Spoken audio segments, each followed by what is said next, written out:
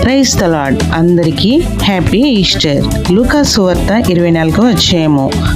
ఆదివారంన తెల్లవారుచుండగా ఆ స్త్రీలు తాము సిద్ధపరిచిన సుగంధ ద్రవ్యములను తీసుకుని సమాధి యొద్దకు వచ్చి సమాధి ముందర ఉండిన రాయి దొర్లింపబడి ఉండుట చూచి లోపలికి వెళ్ళిరి గాని ప్రభువైన యేసు దేహము వారికి కనబడలేదు.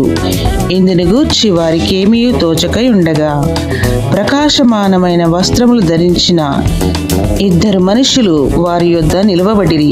వారు భయపడి ముఖములను నేల మోపి ఉండగా, వీరు సజీవుడైన వానిని మీరెందుకు మృతులలో వెదుకుచున్నారు? ఆయన ఇక్కడ లేడు, ఆయన లేచి ఉన్నాడు.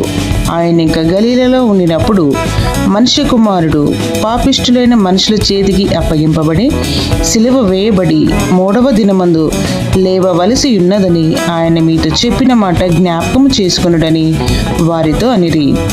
అందరికీ మన ప్రభువైన యేసుక్రీస్తు పునరుద్ధాన పండుగ ఆశీర్వాదములు కలుగును గాక.